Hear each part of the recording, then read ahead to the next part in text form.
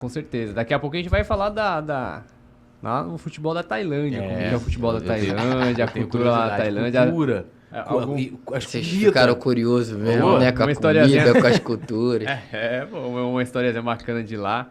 Mas antes a gente vai falar agora do 2013. Aquele Voltar, tempo ali. Eu queria voltar a 2011. Não, mas primeiro. Você quer ir pra 2013? Fica à vontade. Não, é porque assim, tem muita gente. A gente tem muito. O público do Coluna tem muita galera que é o pessoal mais novo. O pessoal que ainda não acompanhou aquele elenco em 2013. Perrengue, né? Ou nem viu. Ou nem viu. Acha que o Flamengo... Vai pelo que o pai falou, pelo familiar. Acha que o Flamengo é só esse Flamengo só agora. De 2019 que ganha pra cá. tudo, que tem o ninho do urubu maravilhoso. Perfeito. Salário em dia maravilhosamente, jogador recebendo. Mas também teve a galera... Teve o antes o Luiz Antônio é um cara que roeu o osso tanto na base como no profissional, né? Isso é verdade. Por isso que é importante a gente tocar nesse passado aí, né, não, Túlio? E o Luiz Antônio surge no momento, né, ali no Flamengo em 2011, né? Se eu não me engano, acho que com o próprio Vanderlei que começa a Eu queria que você falasse dessa época, porque aquele time ali tinha Ronaldinho, Thiago Neves, né? Tinha o David também, o atacante. Tinha Renata Abreu. Júnior César, Felipe Goleiro, Williams. São muita gente consagrada. Por aí vai. Aí passaram outros. E você, quando surgiu, que o Vanderlei foi, né, subindo vários garotos ali, tinha o Tomás, o Adrian, né? Muralha, o próprio Negueba Rafinha, também, Muralha, Negueba, Rafinha, Diego Maurício, que Galhardo. Acho que foram os campeões também da Copinha, né? Da Copinha. E você... Teve o ataque 3D, né, nessa época. O 3D foi 2010. Foi 2010, que era Diogo, Diego Maurício e David. Que não deu muito certo, né? Mas nos salvou do rebaixamento, né? Tá tudo certo. Cumpriram, tá tudo bem. Mas aí eu queria que você falasse ali, porque você foi um dos caras que a torcida tinha muita expectativa, né? Daquela garotada que foi subindo ali naquela ocasião.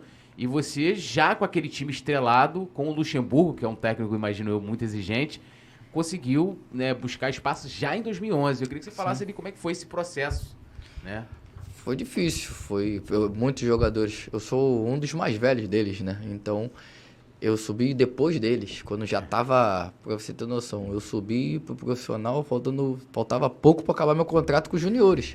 E já tava no último ano de juniores já.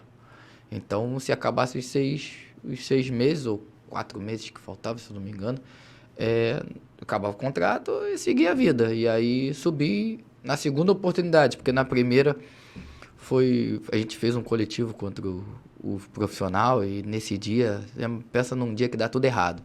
E o Vanderlei, aquele jeito dele lá, pô, não é possível que esse aí é o menino lá que fazia isso e aquilo que vocês estão dizendo na base, destaque, seleção, não é possível.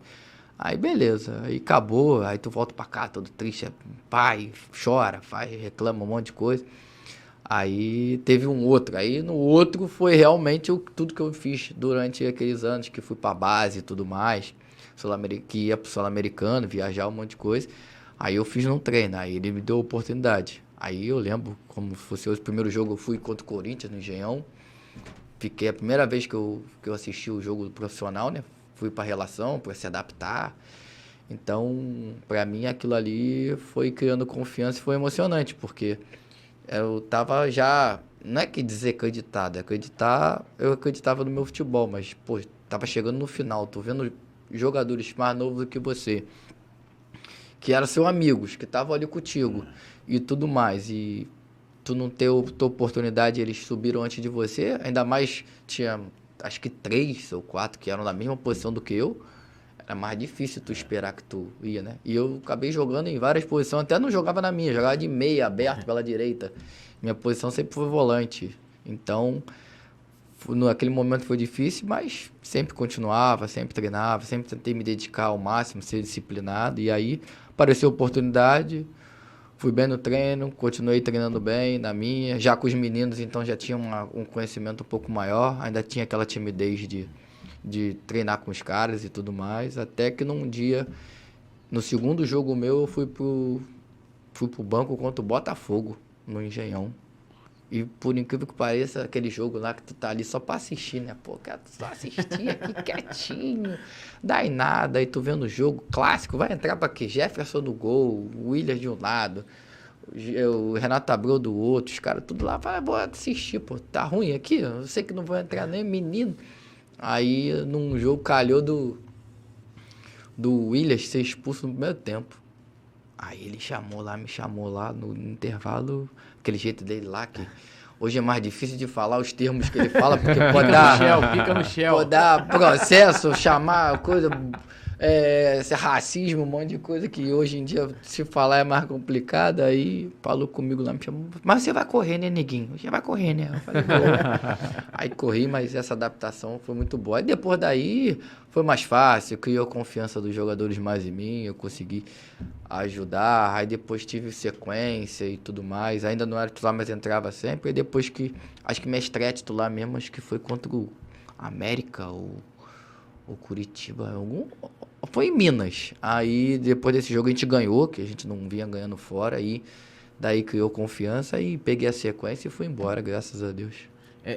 Assim, você acha que sua consolidação, né, eu posso falar porque eu sei que quando a torcida passou a pedir muito você, foi naquele 5-4 contra o Santos, né? E... Acho que tive muitos jogos bons que acabou aos poucos, mantendo a regularidade e eu ter virado titular, porque antes de 2013, nessa época do 5-4, foi em 2013? Não, 2011, do 5-4, teve outros jogos, então eu consegui, se eu não estivesse indo bem, eu acho que eu não ia ter oportunidade. Eu nem esperava jogar, mas pelo fato da tática que ele formou, porque sabia que o Léo já tinha uma certa idade, eu não ia acompanhar o tempo inteiro, mas vendo o jogo, eu acho que o jogo contra o Santos pode ser um deles, porque foi o jogo que chamou mais atenção. Apesar desse jogo não ter sido destaque, muita gente falou que eu fui, mas eu não ter sido destaque como o Ronaldinho decidiu o jogo, o Neymar fez gol do Puskás e tudo mais. Acho que individualmente positivo para mim, porque eu, um menino no meio dos outros meninos com mais experiência, mas com pouca rodagem, ter conseguido ajudar o Flamengo naquela virada lá, naquele jogo épico, eu acho que foi um dos jogos. Acho que o que sacramentou pode ser esse, mas acho que ou os outros, a regularidade dos outros jogos, a sequência, me ajudou a ter a oportunidade de jogar esse jogo. Alô, nação do Mengão! Esse é o Coluna do Fla. Seja bem-vindo! Se inscreva no canal, não esqueça de deixar o seu like, pega o link, compartilha pra geral, comente bastante, queremos te ouvir. Aqui você tem a melhor transmissão dos jogos do Flamengo na internet. O Coluna é brabo e tem o Podfla, o podcast da nação. É muita resenha e um show de cobertura do maior do mundo, do jeitinho que a nação merece. Esse é o Coluna. Saudações rubro-negras.